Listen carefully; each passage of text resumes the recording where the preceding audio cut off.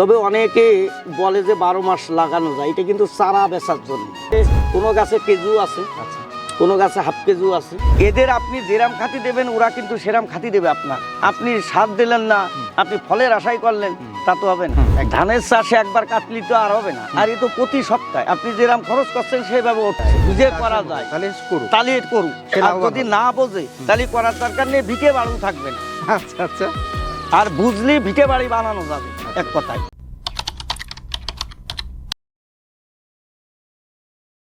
লতি কচু, পানি কচু, বাড়ি কচু 1, 2 এরকম বিভিন্ন নাম রয়েছে একটি ফসলের। দর্শক, আজকে আমরা সেই ফসলি ক্ষেতের একেবারে মধ্যে রয়েছি। আমার সামনে আপনারা দেখতে পাচ্ছেন কচুর লতি রয়েছে। বিভিন্ন নামে ডাকা হয়ে থাকলেও আসলে দাম, ফলন এবং খাবার যে স্বাদ সেটা কিন্তু একই। দর্শক, আমি এই মুহূর্তে বসে রয়েছি হচ্ছে যশোর জেলার বাঘারপাড়া উপজেলার মাঝিয়ালি গ্রামের কৃষক প্রেম কুমারের লতি কচুর ক্ষেতে। আপনারা হয়তো দেখতে পাচ্ছেন যে এই শুধু এরকম একটা লাইন নয়, এখানে যতগুলো লাইন আমরা দেখছি প্রত্যেকটা লাইনে যদি আমরা চোখ বোলাতে চাই তাহলে প্রত্যেকটা লাইনে এরকম অসংখ্য লতি কচু ধরে আছে। সাধারণত এঁটেল দোআঁশ বা বেলে দোআঁশ বা পলি দোআঁশ এই 3 ধরনের মাটিতেই হচ্ছে লতি কচুর চাষ বেশি হয়ে থাকে, ফলনও বেশি হয়ে থাকে। আপনারা জানেন যে দক্ষিণ অঞ্চলের জেলা যশোর জেলা কিন্তু এই লতি কচুর জন্য বেশ বিখ্যাত। কেন এই এলাকাতে লতি কচুর এত ফলন হয় সে বিষয়টি আমরা আজকে তুলে ধরার চেষ্টা করব। আর এই কৃষকেরা লতি কচু বিক্রি করে কেমন লাভবান হন, তাদের বাণিজ্যিক সম্ভাবনা কেমন দেখেন এই লতি কচু চাষে, সে বিষয়টি ফুটে তোলার চেষ্টা করব উদ্যোক্তার খোঁজের ক্যামেরায়। আশা করছি পুরো অনুষ্ঠান জুড়ে সঙ্গে থাকবেন এবং উপভোগ করবেন আজকের দারুণ তথ্যচিত্র। চলুন শুরু করা যাক।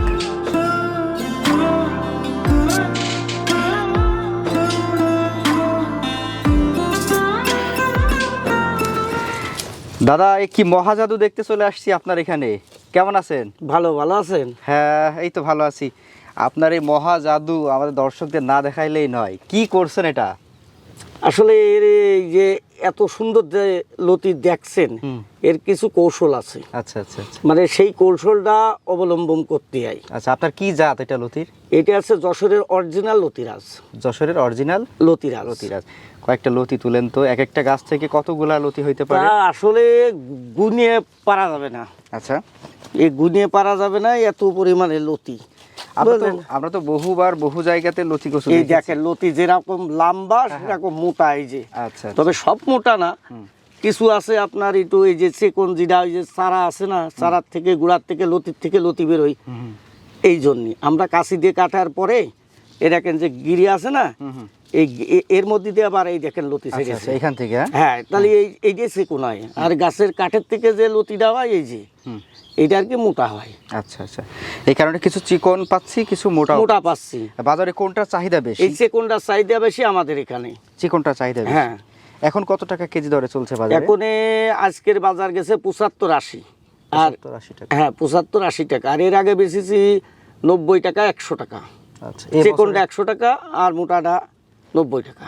এইটা তাহলে কি ভালো দাম নাকি খারাপ দাম? কম না, খুবই ভালো। মানে এত ভালো তা বলা যায় না। আপনি 1 বিঘে দান করলি, আপনার 20 মণ দান হইলো, তাতে আপনি 30,000 টাকা বেচলেন, তার বেশি তো আশা করা যাচ্ছে না। আমি এই সপ্তাহে কাটবো, আমার মনে হয় 50,000 হয়তো হবে না, তবে যে দাম আছে 3,000 করে, তা অন্তত 14 থেকে 15 মণ মাল হবে এই কাঠায়। কত টাকা আনুমানিক হতে পারে এই সপ্তাহে? তা ধরেন 3,000 টাকা মণ হলি, যদি 14 মণ হয় 42,000, 40,000 তো হবে। আচ্ছা আচ্ছা, এক সপ্তাহে কতটুকু চাষ করছেন? এই আমি 26 শতক। 26 শতক? হ্যাঁ, আমাদের কাটার 15 কাঠা বলি। গতবার কতটুকু ছিল? গত বছর ছিল আমার 2 বিঘি। এবারে তো কম কেন? এবারে কম কেন? আমি যে জমিতে করতে চাইলাম, প্রতি বছর তো এক জমিতে করা যায় না। আমি যে জমিটায় কাজ করতে চাইলাম, এটা ওরা পানি দিতে দেরি করিল, যে পানি আমরা দিতে পারবো না। মানে আমার তো ব্যক্তিগত কোনো স্যালোর মেশিন নেই পানি দেওয়ার জন্য। আচ্ছা আচ্ছা আচ্ছা, এই কারণে জমি রেডি হয়নি, তাই করতে পারি। হ্যাঁ, এই জন্য পরে আসে এই জমিটা করেছি। আচ্ছা, লতি কচু সাধারণত কোন সময় চারা রোপণ করতে হয়? আসলে সবচাইতে কৃষকরা লাভবান হবে বৈশাখ জ্যৈষ্ঠী মাসের থেকে করলে।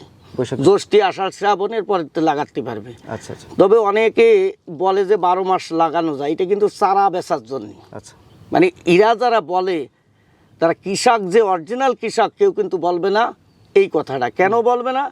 কারণ এই যে ছোট আম গাছ, বড় আম গাছ আপনি দেখবেন সব কিন্তু এই সময় ফুল আসে।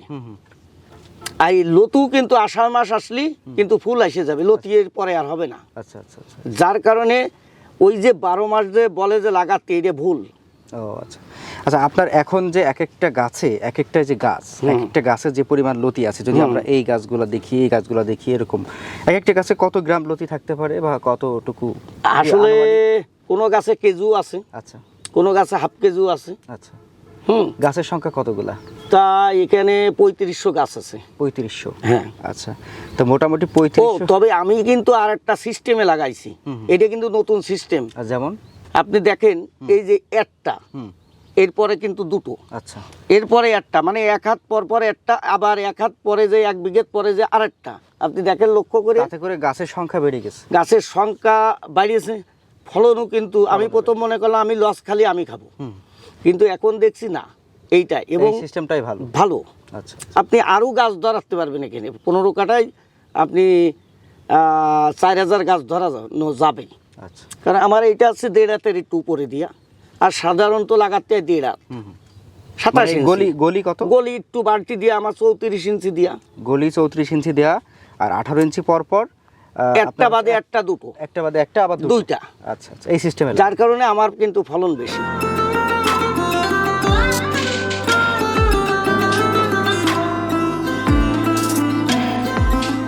দাদা, আপনার হাতে যে এই যে এক মুঠো লতি, তাই না? হ্যাঁ। এই এক মুঠো লতির এখন বর্তমান যদি আমার এইটার দাম আমি জিজ্ঞাসা করতে চাই, এটা কত টাকা দাম? আমি কত টাকার লতি ধরে? এটা 1 কেজির উপরে আছে, তার মানে 80 থেকে 90 টাকা দাম আছে। 80 থেকে 90 টাকা। আমরা আজকে দেখলাম আপনার হারভেস্ট চলছে।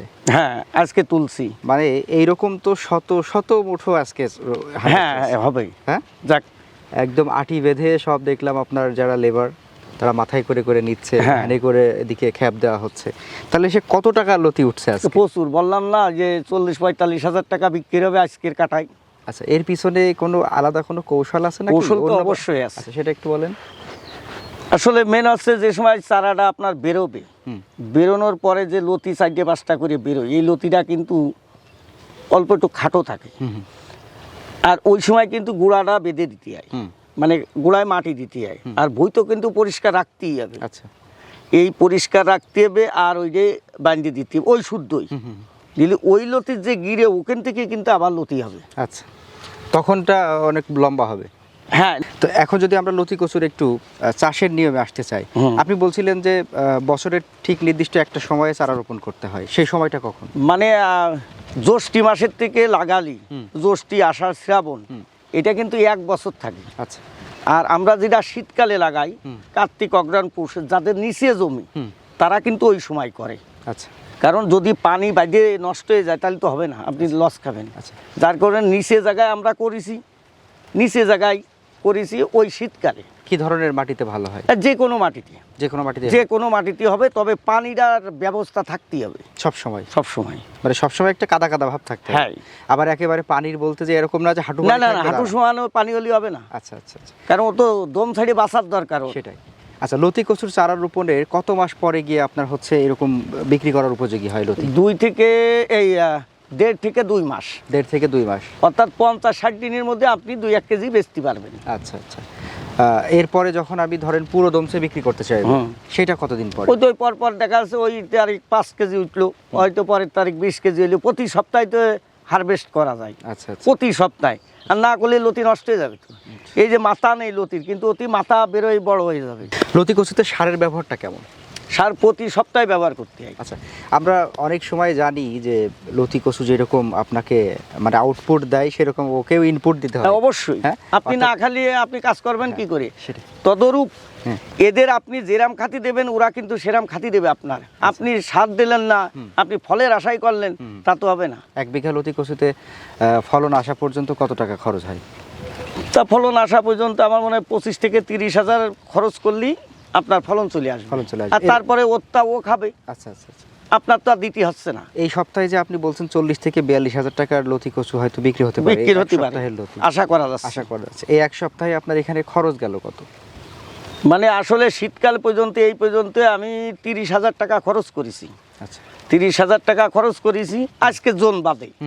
30,000 খরচ করে আমি 41,000 টাকা বিক্রি হয়ে গেছে, আচ্ছা 11,000 আপনার লাভে চলে আসছে। চলে আসছে। আর আজকে তো লাভ, আচ্ছা এর মধ্যে তো এই যে 6টা জন আছে লতি কাটার জন্য কিষান, এই 6টা যে কাজের লোক আছে এদের এই বিলটা যাবে, আচ্ছা। আর ভ্যান ভাড়া যাবে। আচ্ছা। আবার আমি কালকে সার মারবো, এটি নাই বড় জোর কত হবে, আচ্ছা, না সপ্তাহে- 5,000 হইলেও। সপ্তাহে কতদিন সার দেন?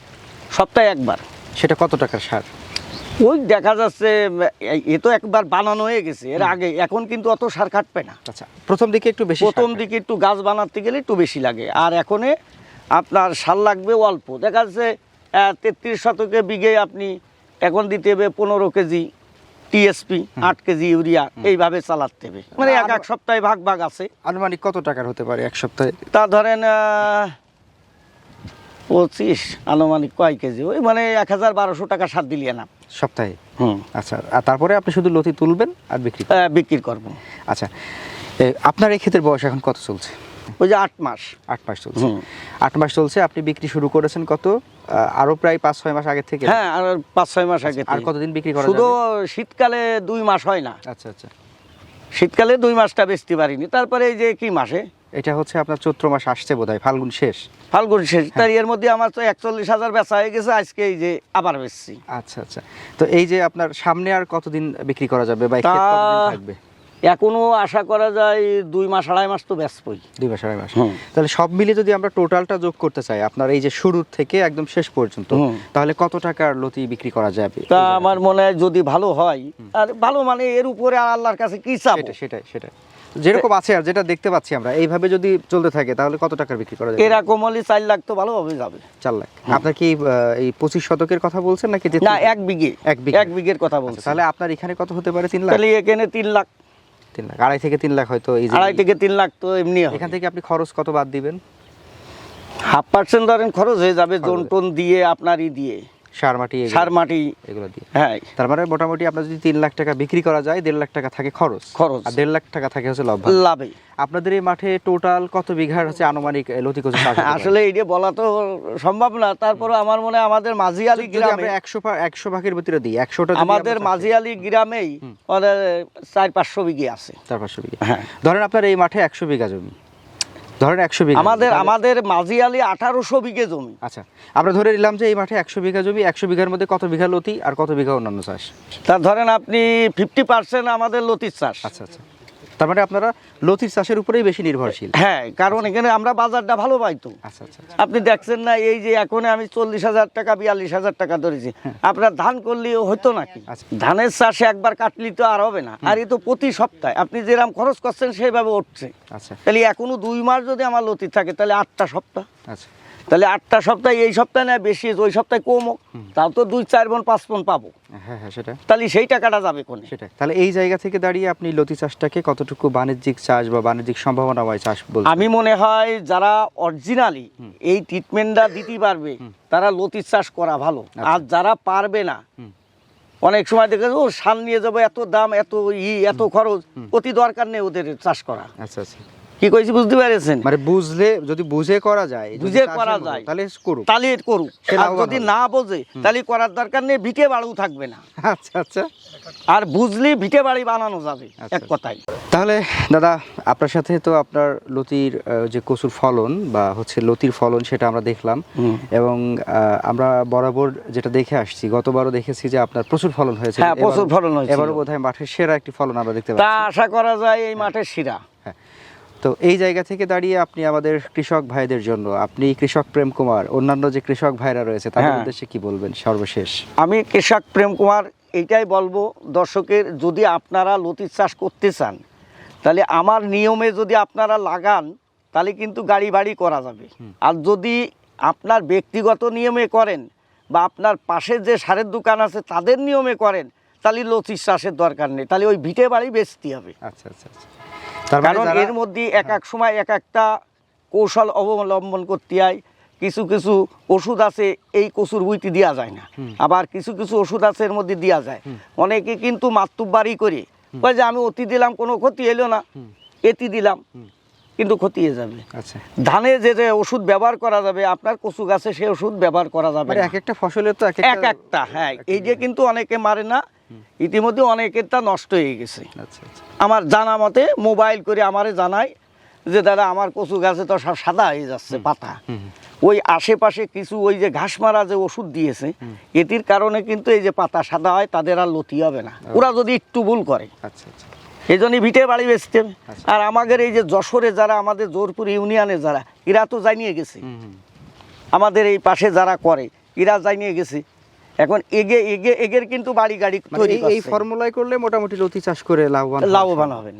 তো যাই হোক দাদা, আপনার সাথে অনেক কথা বললাম, বেশ ভালো লাগলো। ভবিষ্যতে আরও নতুন নতুন প্রজেক্টে আমরা আসবো এবং সেগুলো দর্শকদের সামনে তুলে ধরবো অবশ্যই। এবং আপনার কাছে একটা অনুরোধ করব, আমাদের দর্শকরা যখন আপনার সাথে যোগাযোগ করবে, যারা হয়তো নতুন করে লতি কচুর এই ভিডিওটা দেখার পরে অনুপ্রাণিত হবে যে আমি তাহলে দাদার মতো চাষ করি, একটু লাভবান হই, তারা যদি যোগাযোগ করে তাদেরকে একটু পরামর্শ দিয়ে সহায়তা করবেন ইনশাআল্লাহ। অবশ্যই আমি পরামর্শ দিই বা দেব, কিন্তু দেখেন আমি তো একজন কৃষক, আমার বিভিন্নতা আছে, আপনি তো জানেনই, আমার লেবু বাগান আছে, তারপরে আরও অনেক কিন্তু সবজি চাষ আছে, কিংবা আমি ফলের বাগানও আছে।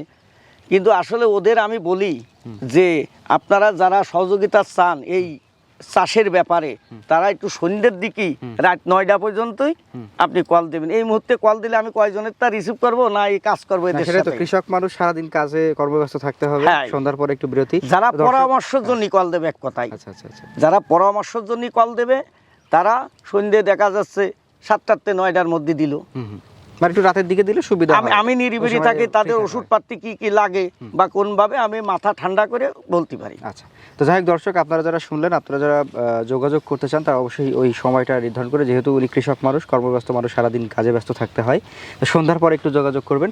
আর আজকের মতো আমরা বিদায় নিচ্ছি দাদা, আপনিও ভালো থাকবেন, আমাদের জন্য দোয়া করবেন, আপনার জন্য শুভকামনা থাকলো। ধন্যবাদ।